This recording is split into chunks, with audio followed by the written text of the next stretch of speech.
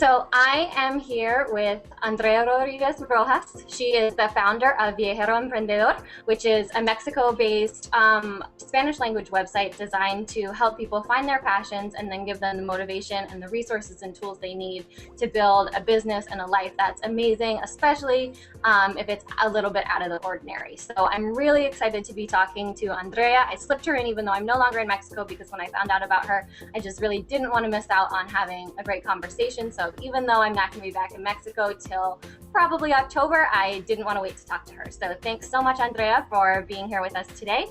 And I really appreciate you taking the time out to talk with me. So thank you very much, Cate, for the invitation. So maybe we could start out with you telling us a little bit more about Viajero Emprendedor and what exactly it is that you're trying to build with that. Yes, for sure. Well, Viajero Emprendedor just started 6 months ago. I started taking it seriously and going with all. And the objective is that, I was really involved in reading blogs and online business, lifestyle business in English. And I was amazed with everything you can do, like Serenity from Blogcast FM, Scott Dinsmore from Live Your Legend, Matt Wilson from Under 30 CO. I have been following them for 2 years, more or less. And I was, okay, why is there nothing like this in Spanish? I found 2 or 3 blogs doing this. So I decided to start taking all this knowledge about online marketing, branding yourself on the internet, creating a real impact through your blog, and really helping people to achieve what they dream of and to be happy. So that's how Viajero Emprendedor started. Then I figured out a podcast would be a great idea, and I started to interview successful entrepreneurs in the Latin American area, and the podcast is doing great. So now I'm focusing on the podcast and in helping people to achieve a happy life and a happy business. That's a little awesome. bit. So you said that you kind of, you decided to build this because you were finding all these resources in English, but how did you get interested in the entrepreneurship scene to begin with? Well, since my dad, he had, I remember when I was a little girl, he was in a regular job, a corporate job in Avon, this cosmetics company.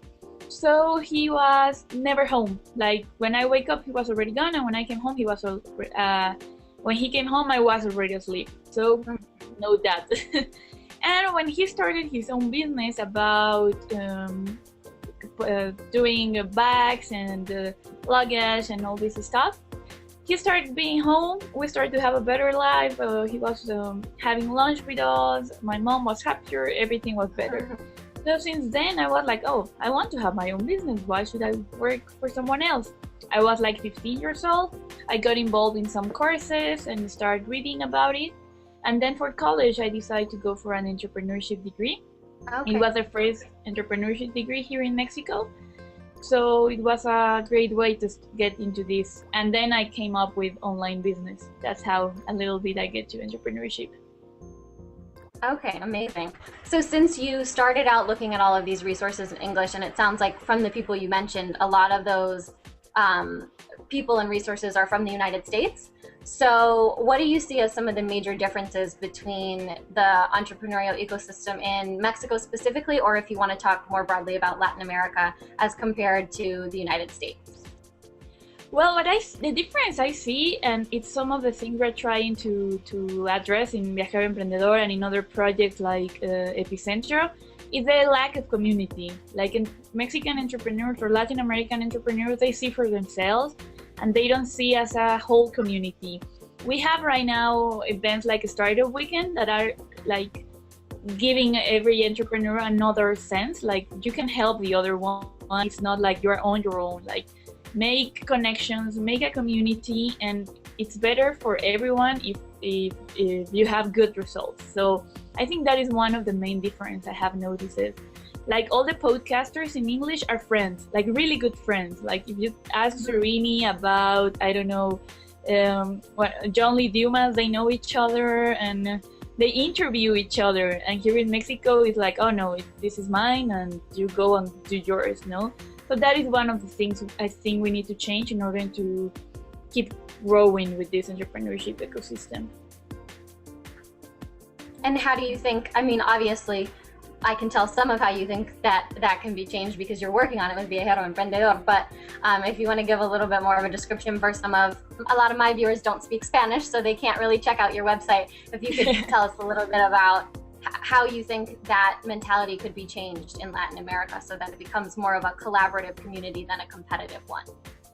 Well, I think it's been all the events that are being held especially here in Mexico, are having a great impact. Like in the startup and in the really small, in the beginning entrepreneurship phase, is getting a community sense. Like you start to feel it. It's in the already small companies founded that they need to get into this track. So I think making a combination of already settled entrepreneurs with new ones can be a good idea to mix in the events people that is already having results in their company and people that is just starting.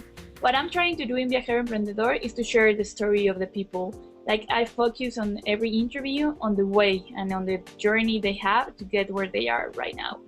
So I talk about failures, I talk about I made it moments, I talk about how relationships have helped them. I specifically ask that question so people see that relationships are really, really important and that they are not alone. So that's how I'm trying to help. I am trying to speak with people from other countries. Like I've met people from the United States, from Panama, entrepreneurship.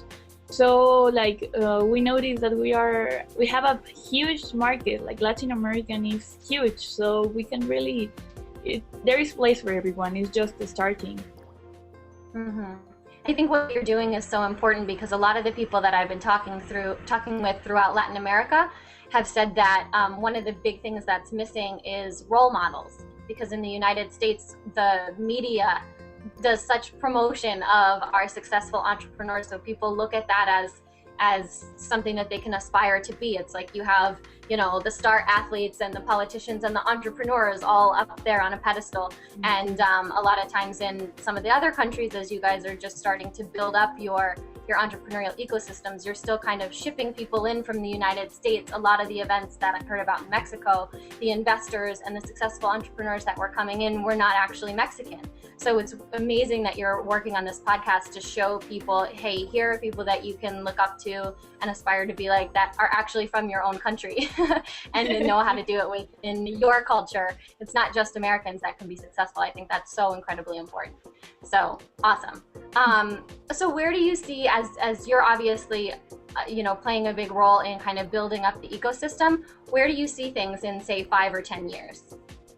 I think we're gonna have a great ecosystem. Like it's going really good, and there is a lot of people interested in having their own business.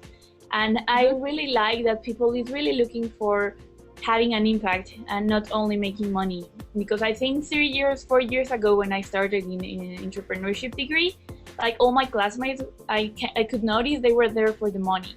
And right now, when I go to a startup weekend, when I go to a Tech Up Start Night or to a 500 startup event here in Mexico, I notice that people want an impact. Like, it's not just for the money. And I think that is going to be a great impulse for in 5-10 years, really have a community, like really have role models and people aspiring to be entrepreneurs, and change this mindset in Latin America that the businessmen or the entrepreneurs are just lucky people that their parents pay for their enterprise and sorry for me, I haven't reached that, so I cannot start a business. I think that mindset is going to change in the general population, and they are going to see like, no, entrepreneurs got to work. Very few of them are just there because their parents pay for their enterprise. Like a lot of them have to really get investment and work and nights without sleep to get the project done. So I think that would be the main change in 5 years. And I really think we're gonna have more global Latin enterprises. Like I think we're gonna start getting some recognitions in the US and around the world. I think that is going to be the point in 5-10 years. Mm-hmm. Awesome. So what would your advice be for an aspiring entrepreneur in Mexico? Sorry, it was a little bit bad connection. What would your advice be for an aspiring entrepreneur in Mexico? Okay, definitely start going to events. Start making that friends, surrounding friends that are looking for entrepreneurship. Like start researching about your idea. Look for role models in Latin American and in the US or around the world. Like really research everything you can about the industry you want to be on. And my best advice would be start surrounding with people that believe in what you're doing. Like there is no best way of doing it. It doesn't matter if it's online or if you go to an event or if just surround with people that believe in you and that have similar dreams to you, so you can it would be easier that way. I think that would be the main advice I would give. Like Viajar Emprendedor started to grow when I started hanging around with people that is in the same area. Like after the Nicaragua trip with Matt Wilson, like I was with 20 entrepreneurs for 1 week and it was amazing. I have a lot of feedback, I have a lot of ideas, and when I came back it was just so much easier to get going. So awesome. Well, thank you so. Oh, sorry, didn't mean to cut you off. No, that would be my advice.